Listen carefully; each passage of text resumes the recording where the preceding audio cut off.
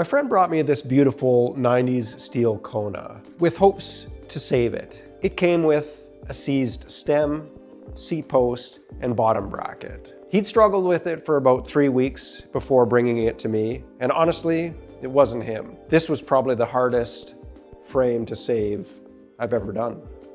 Why 90s steel Konas are so special? Well, a few things.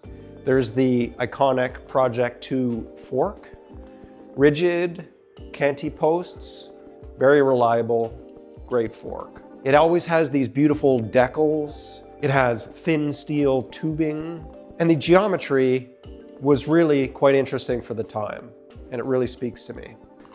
It feels good to be able to save a frame like this, but that doesn't mean that it wasn't a struggle to get to this point. Let's start with some penetrant.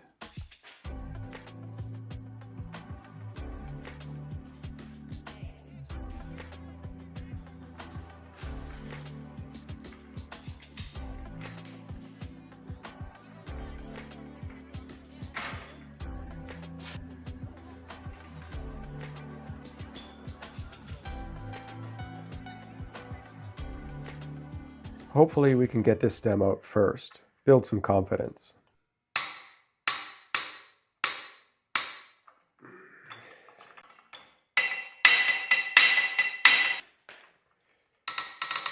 Oh, yes. Nice. Now for the seat post. It came pre-drilled. This frame had already been soaked in penetrant for weeks, so I wanted to try a little bit of heating the tubes and cooling the seat post. I don't usually like to apply torsion to the frame like this, but I wanted to give it a try anyway because there was a hole already there. I approached this with extreme caution, and I tried both ways to even out the torsion. Ultimately, I didn't feel comfortable with it. On to the next step. A little light hammering to break the corrosion. What are you doing? Hammering never sounds light, I guess. Into the vise it goes.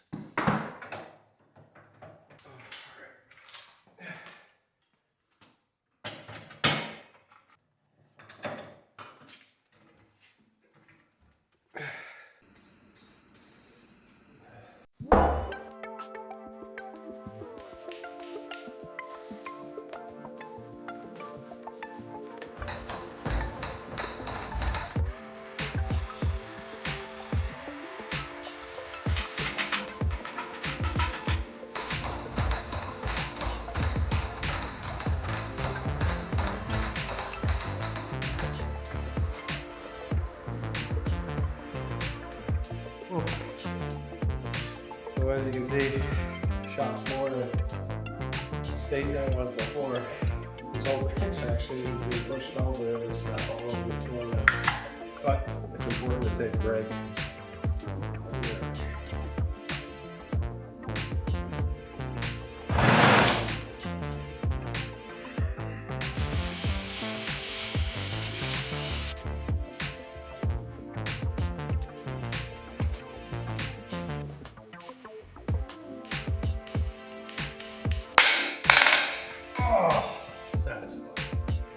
Even though I'd cracked it, I had to work it back and forth to break up the rest of the corrosion. It was still really stiff.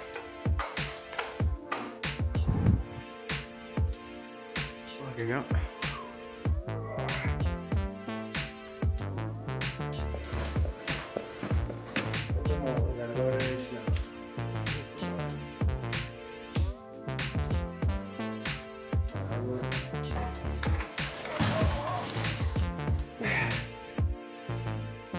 There. One last push.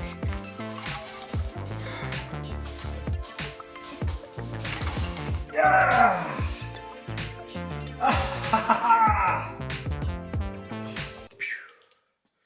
Yeah, it was hard work, but the relief is real. Big success. I just had the bottom bracket left to go. I'm stoked. A little cleanup and on to the next one. Let's keep the momentum going. I like to secure the bottom bracket tool with a bolt. That way I know it's not going to slip and damage the threads. A little more penetrant for good measure, and some more heat and cool. The torque is supposed to be applied smooth and evenly, not demonstrated in my technique.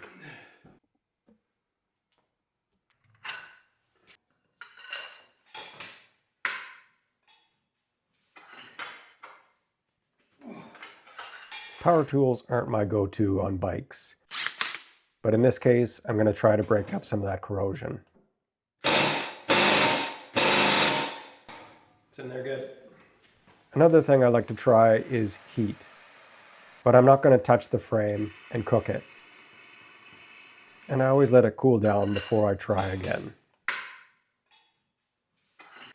So the next step is to try to disassemble the guts of the bottom bracket so that I can attack the shells from the inside.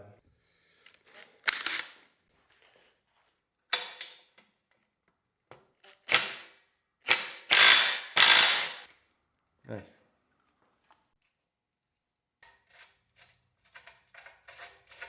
There we go.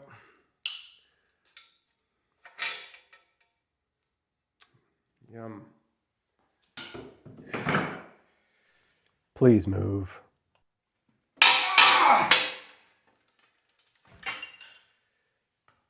Yes.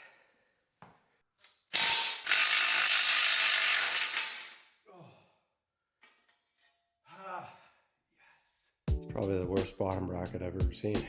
Whew. Pretty nasty in there. Oh, gross.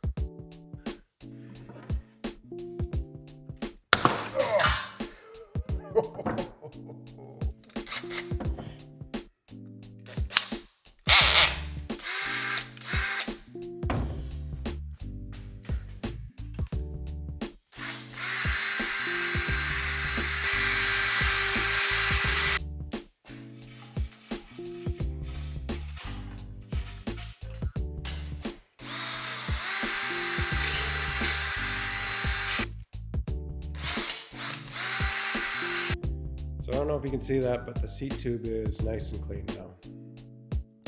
It's still a bit pitted in there, but all of the threads are in really good shape.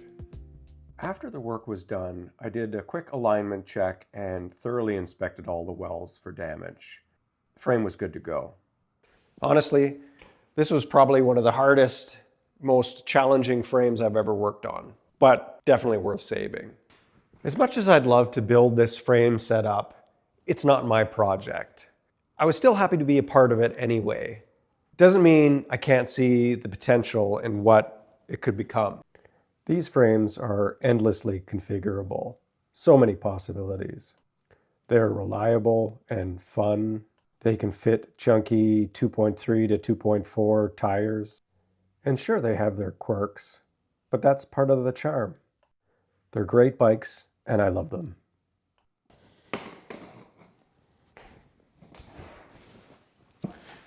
It feels good to save frames like these ones. There's something special about them, and it's really nice to breathe some life back into them. All these frames really need is someone stubborn enough to save them. But honestly, patience is the real key. And I think that's the point.